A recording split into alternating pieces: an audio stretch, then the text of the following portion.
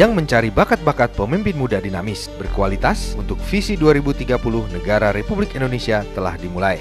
Selamat datang di Academic Reality TV Program, program terbesar dan satu-satunya di Indonesia, I'm President. Audisi ini terbuka luas untuk kalian WNI, pelajar, mahasiswa, karyawan berumur 17-40 tahun, berwawasan luas dan pandai berpidato. Kita tantang Anda untuk ikutan di ajang bergengsi ini. Kali ini kita sedang berada di Universitas Indonesia. Audisi juga akan diadakan secara menyeluruh di 33 provinsi. Jadi, siapkan diri kalian dari sekarang, karena kita akan mendatangi kampus-kampus di kota Anda. Sebelum kita roadshow, ada press conference yang dihadiri oleh banyak rekan media dan dipimpin langsung oleh Bapak Dr. Muhammad Asmi selaku CEO dari CMG Global. Kita dengerin aja yuk apa kata Bapak Dr. Muhammad Asmi tentang I'm President. Kepada masyarakat dan warga negara Republik Indonesia, supaya kita bisa melahirkan seorang kepemimpinan yang benar-benar berkualitas dan juga mudah-mudahan dalam jangka masa yang terdekat kita bisa melahirkan pemimpin yang dinamik, yang berani dan berwawasan untuk membawa kepada pembaharuan dengan secara lebih intelek dan profesional yang sentiasa kita berpandu kepada contoh-contoh negara yang sukses.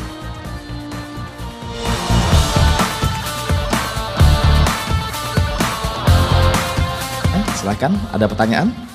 Audisi nanti akan dilaksanakan di berapa kota, di universitas mana saja yang sudah barangkali sudah siap? Kita telah merancangkan akan membuat audisi kita ke seluruh wilayah di negara Republik Indonesia, yaitu 33 provinsi dengan dizonakan kepada 13 zone.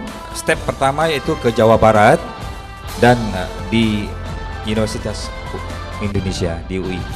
Jurinya itu dari kalangan apa aja Pak untuk menentukan calon pemenang daripada I'm President ini secara teknis pelaksanaannya Pak?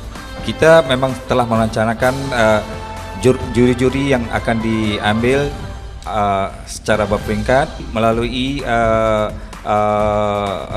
kerjasama dengan pihak universitas, yaitu dosen-dosen dan profesor dan sama ada rektor di kawasan lokasi masing-masing. Kita akan memilih daripada 33 wilayah akan mewakili 3 orang peserta. Maka kita memiliki 99 orang peserta yang akan diaudisi sepanjang season 2012 ini dan akan disaring kepada 33 peserta yang akan dikompetisikan di hari launching kita pada hari tanggal di April ini ya. 33 orang peserta dan juga setelah mendapat 33 orang peserta akan disaring kepada 10 peserta di quarter final. Dan 10 peserta ini akan kita bawa mereka ini untuk mengunjungi study tour ke China, Guangdong, China, dan juga akan dibawa ke India, Mumbai, dan juga ke Dubai dan Abu Dhabi selama 16 hari sebagai modal untuk pembidatuan mereka. Ternyata bukan studi tur ke luar negeri saja yang akan diberikan untuk para calon pemenang, tapi ada juga uang tunai dengan total 1.700.000.000. Wih, kebayang dong ya. Mau tahu gak tujuan para peserta ikutan audisi ini? Wah, harus apa ya di acara ini? Berpartisipasi secara politik, ekonomi maupun sosial untuk bertanding gagasan, Menyampaikan visi misi, siap untuk menang, siap juga untuk kalah. Mengeluarkan ekspresi kita sebagai anak muda. Disinilah tempat saya untuk belajar lebih. Untuk masa depan Indonesia yang lebih baik di masa depannya. I am President. I am President. I am President. I am a President. And I am President. I am President. I am President. Semangat untuk Indonesia yang lebih maju. Peserta pertama kita ini berasal dari Jakarta. Nama saya Muhammad Rahman Salim. Saya lulusan dari jurusan Ilmu Hubungan Internasional dari Universitas Al Azhar Indonesia, Fakultas Ilmu Sosial dan Ilmu Politik. kontestan kita yang luar biasa hari ini, sangat berani sekali. Namanya adalah Muhammad Rahman Salim. Baik, untuk itu kita berikan aplaus yang paling meriah untuk Mas Muhammad Rahman Salim. Bismillahirrahmanirrahim. Assalamualaikum warahmatullahi wabarakatuh. Waalaikumsalam warahmatullahi wabarakatuh. Puji dan syukur kehadirat Allah Subhanahu wa taala, Tuhan yang Maha Esa. Pada hari ini, hari pertama pidato Presiden, ada beberapa hal yang ingin saya sampaikan kepada seluruh masyarakat Indonesia terkait tentang apa yang menjadi arah kebijakan saya. Yang pertama terkait tentang politik. Bahwasanya kita sebagai negara bangsa Indonesia perlu mengedepankan yang namanya ideologi. Karena beberapa tahun terakhir kita sudah mungkin melepaskan dari hal-hal yang sifatnya ideologi. Bahwasanya Indonesia jelas ideologi kita adalah Pancasila. Bukan kapitalisme, bukan sosialisme, tetapi Pancasila. Ketika Bung Karno merancang sebuah Pancasila, maka Pancasila diyakini adalah rumusan kesimpulan dari seluruh ideologi di dunia. Politik bukan segala-galanya. Kenapa? Karena kalau misalnya politik dijadikan asas tunggal dalam hal paradigma, maka apa yang kita nanti jalankan ke depan akan susah. Karena apapun yang kita lakukan selalu dipolitisir dan itu akan menghambat proses pembangunan negara. Terkait tentang ekonomi, maka terkait juga hal-hal yang sifatnya pembangunan. Pengangguran kita itu juga tinggi. Hal ini terkait tentang BPS. Bahwasanya pengangguran atau pekerja di Indonesia itu mayoritas statusnya sekolah tingkat dasar. Dan ini PR kita bersama, terlebih lagi saya sebagai pemimpin, bahwasanya ini adalah PR, bahwasanya ke depan harus diperbaiki. Dan saya ingin katakan, ayo masyarakat Indonesia, mari kita bergotong royong kembali, mari kita membentuk kembali hal-hal budaya yang kemarin kita lupakan dengan menjunjung gotong royong. Karena apa yang ada dalam gotong royong ini membangun keharmonisan secara masyarakat, membangun saling menolong ketika ada kesusahan dan saling membantu ketika misalnya ada persoalan. Saya pikir ini menjadi visi kebijakan ketika saya akan memerintah ke depan dalam 5 tahun ke depan. Saya pikir seperti itu. Wabillahi taufiq wal hidayah. Wassalamualaikum warahmatullahi wabarakatuh. Waalaikumsalam warahmatullahi wabarakatuh. Boleh berikan tepuk tangan yang meriah untuk Muhammad Salim. Cuma daripada penyampaian yang telah Anda sampaikan itu banyak kepada pengaruh hal ehwal semasa yang sekarang ini berlaku. Ya, maka mengikut peraturan dan persyaratan kita harus elakkan pengkritikan, ya. Jadi oleh kerana ini audisi yang pertama, maka kita masih memaafkan. Maka di audisi yang akan datang, maka Anda akan dipimpin oleh mentor dan juga organizer supaya Anda lebih matang dalam kepimpinan. Dan saya ingin bertanya pada pengetahuan Anda tentang isu pengkritikan Anda tentang BBM, dari mana Anda dapat statistik figure yang Anda wawancarakan tadi? Terkait tentang BBM, sebetulnya ada sebuah kajian yang menarik yang dilakukan oleh Kwi Kangi, mantan Menko Perekonomian. Yang kedua, semalam itu diskusi yang cukup baik di TV One. Dan itu sudah jelas apa yang diutarakan dari sisi analisis ekonomi, dari mungkin bahasanya dari sisi pemerintah dalam hal ini Pertamina, kemudian dari sisi penilaian dari para pakar-pakar minyak, bahwasannya saat ini kita surplus sampai 40 triliun. Persoalannya adalah Yang saya mencoba menyimpulkan dari diskusi semalam dan beberapa artikel yang saya dikirimkan oleh Bapak Quick Anggi, bahwasanya pemerintah ingin membangun dengan melalui apa yang menjadi potensi sumber daya APBN.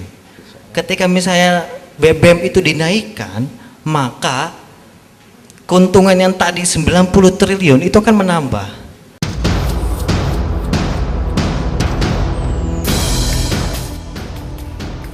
Terima kasih Salim di atas presentasi Anda. Kita kagum Anda mempunyai bakat dan potensi, dan insya Allah Anda berkelaikan untuk menjadi peserta seterusnya ke audisi yang selanjutnya, dan kami ingin jumpa Anda di episod yang seterusnya di Jakarta, yaitu launching program. Tania. Amin, terima kasih Pak. Oke, boleh berikan tepuk tangan yang paling meriah untuk Muhammad Salim, dan dinyatakan lolos seleksi pra audisi dan berjumpa di acara launching program di Jakarta. Oke. Ya, oleh saya berikan tepuk tangan yang meriah sekali lagi. Congratulations, selamat. Ya.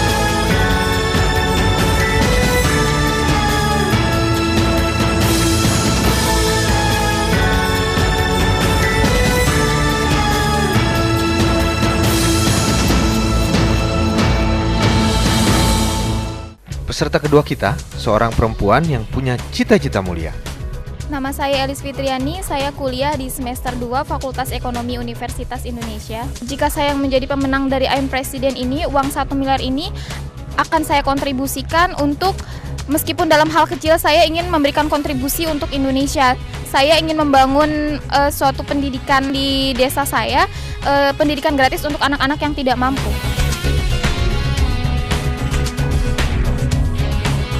Saya perkenalkan, namanya adalah Elis Fitriani. Silahkan untuk Elis Fitriani dimulai dari sekarang.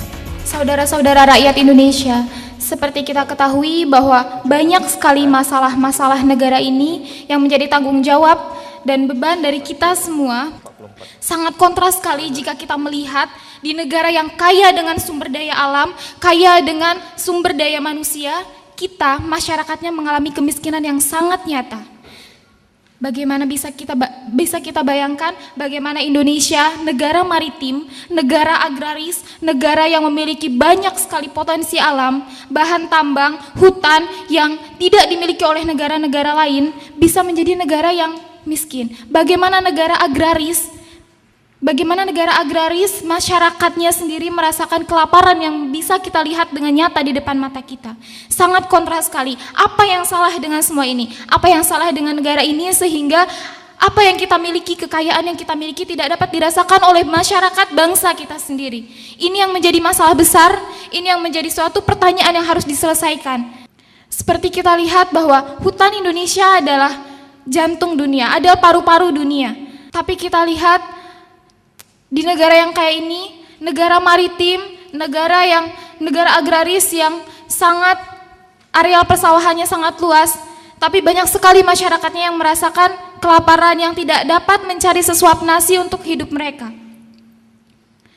Lalu apa yang bisa kita lakukan sebagai generasi muda untuk memberikan kontribusi nyata, memberikan langkah nyata untuk mengubah Indonesia menjadi negara yang sejahtera? Bagaimana kita harus memperbaiki semuanya sehingga kekayaan alam, sumber daya manusia yang kita miliki bisa benar-benar membuat Indonesia menjadi lebih sejahtera. Ada suatu pepatah mengatakan, mari embargo Indonesia. Kita harus memiliki kepercayaan diri, untuk menyatakan bahwa kita tidak membutuhkan dunia, tapi dunia membutuhkan kita. Bagaimana dengan langkah-langkah yang nyata kita harus membuat kekayaan alam Indonesia itu, kekayaan sumber daya manusia yang dimiliki Indonesia benar-benar memberikan manfaat yang nyata untuk masyarakat Indonesia. Kita lihat bagaimana di anggaran belanja negara, banyak anggaran yang dianggarkan untuk mengentaskan kemiskinan. Namun dalam kenyataannya, anggaran tersebut hanyalah habis dalam proses birokrasinya. Dan dalam kenyataannya, anggaran yang benar-benar tepat sasaran hanyalah sekian persen dari 100% yang seharusnya tersalurkan dengan sempurna. Saudara-saudara rakyat Indonesia, kita tahu bagaimana pejuang-pejuang Indonesia memperebutkan kemerdekaan. Bukan hanya dengan pikiran mereka, bukan hanya dengan waktu mereka, tetapi juga dengan darah dan keringat mereka. Lalu apa yang harus kita lakukan untuk melanjutkan perjuangan mereka? Saat ini kita tidak dituntut untuk mengeluarkan darah kita, untuk mengorbankan darah kita untuk Indonesia, tetapi kita dituntut untuk mempergunakan apa yang kita miliki, yaitu pikiran, akal, dan tindakan kita untuk mengubah Indonesia menjadi lebih baik. 2 menit lagi.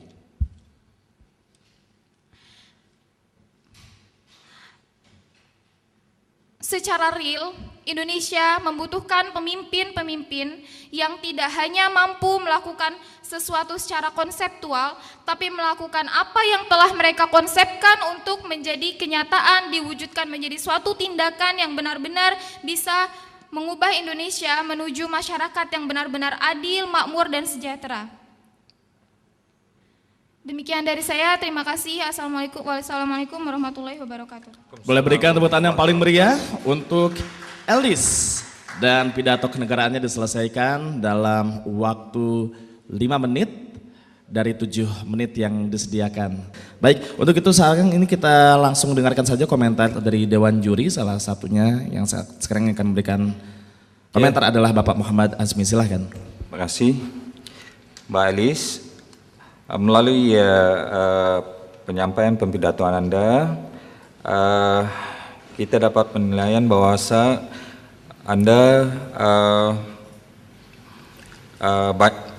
menyerahkan pembidatoan Anda kepada audiens dan juga kita sebagai juri supaya satu cadangan, yaitu proposal kepada kita yang Anda seharusnya berkarakter seperti seorang presiden yang membawa satu wawasan dan juga satu solusi kepada warga ataupun rakyat supaya Anda dapat dinilaikan sebagai seorang yang pemimpin yang membawa satu usul penyelesaian.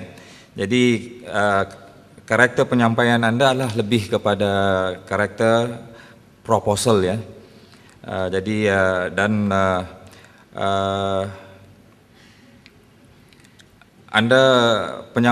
secara penyampaiannya tidak tersusun ya. Jadi saya lagi membuat penilaian sekarang itu satu penilaian tentang yaitu cara argumen ya. Oke, kenapa Anda mau menjadi presiden? Kenapa saya ingin menjadi presiden? Dalam kenyataan sehari-hari saya melihat bahwa masih banyak sekali rakyat miskin di Indonesia, Pak. Ketika saya berjalan ke stasiun kereta api, ketika saya naik kereta api ekonomi, saya melihat bagaimana orang-orang miskin itu mencari sesuap nasi dengan perjuangan yang benar-benar bisa kita katakan sangat tidak layak. Di kereta api ekonomi saya melihat bagaimana mereka menyapu lantai kereta api ekonomi hanya untuk mencari uang 1.000 atau 2.000 rupiah untuk mencari sesuap nasi. Ini sangat kontras sekali dengan kenyataan bahwa bangsa Indonesia memiliki kekayaan yang begitu besar. Bagaimana bisa kekayaan alam yang begitu besar tersebut tidak teralokasikan sampai kepada bangsa kita sendiri?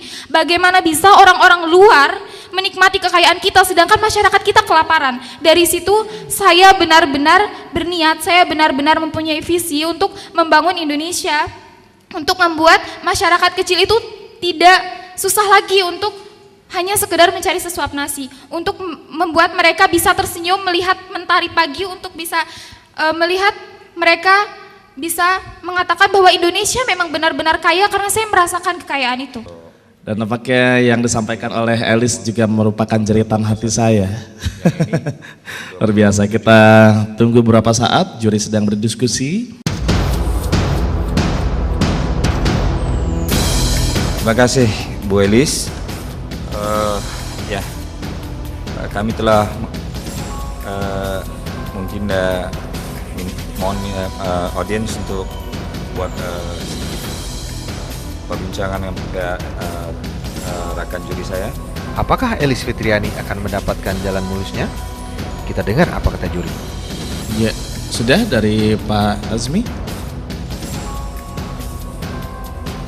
And the decision kita telah is? membuat keputusan ya, Rasa Anda memang mempunyai bakat untuk menjadi seorang pemimpin dan perlu banyak latihan.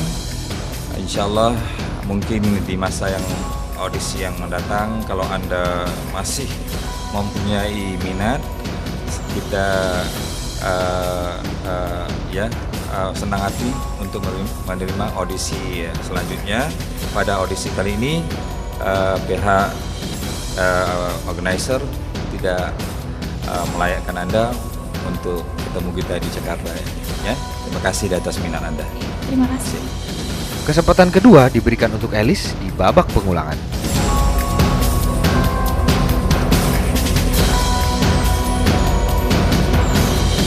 Ya, terima kasih Elis, mudah-mudahan nanti bisa kembali bergabung di audisi-audisi selanjutnya.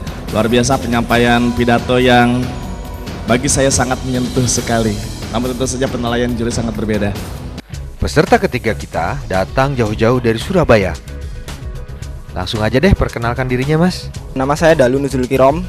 Saya dari ITS Surabaya semester 10. Halo Surabaya. Nah, saat sekarang ini akan segera kita saksikan sama-sama pidato kenegaraan yang akan disampaikan oleh Dalu Nuzul.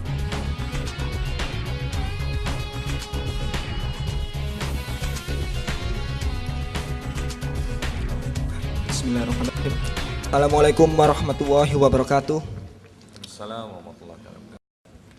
Selamat pagi dan salam sejahtera.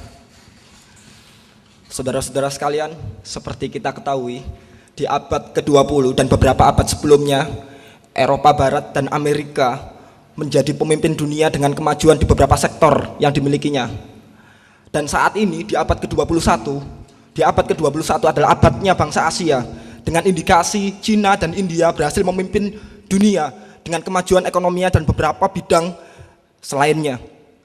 Dan saya kira Indonesia sebagai salah satu bangsa yang ada di Asia ini juga bukan tidak mungkin untuk menjadi negara yang besar dan bersaing menjadi barometer dunia nantinya. Tentunya ada beberapa syarat yang harus dilakukan oleh bangsa kita untuk menuju seperti itu. Pertama adalah kita perlu menggagas sebuah visi dan tujuan bersama. Dan saya kira tujuan dan cita-cita yang bisa menjadi cita-cita kita bersama adalah berasal dari Undang-Undang Dasar 1945. Di situ disebutkan bahwasannya cita-cita negara Republik Indonesia adalah mewujudkan Indonesia yang merdeka, berdaulat, adil dan makmur. Merdeka bebas dari kungkungan asing dan percaya diri untuk mengeksploitasi, untuk mengembangkan segala potensi yang ada di negeri ini berdasarkan kemampuan sendiri tanpa intervensi asing.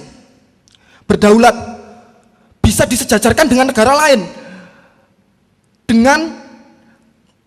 dengan kebudayaan dan dengan ciri khas sendiri tentunya. Masyarakat yang religius, budaya yang seragam, budaya yang beraneka ragam, adil antara satu individu dengan individu lainnya, diberikan penyikapan yang sama entah di depan hukum ataupun pelayanan yang lainnya.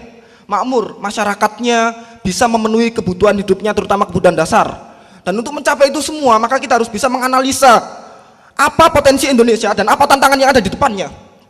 Potensi Indonesia dari segi wilayah, kita adalah negara kepulauan terbesar di dunia. Kita adalah negara dengan pulau yang terbanyak di dunia. Garis pantai kita adalah garis pantai yang terpanjang. Dari sisi jumlah penduduk kita besar dan beraneka ragam latar belakangnya dan pemikirannya. Dan ini adalah sebuah potensi. Dari sumber daya alamnya cukup melimpah dengan keanekaragaman hayati yang ada di dalamnya. Dan dari sisi politik, kita sudah melewati masa-masa reformasi 1998.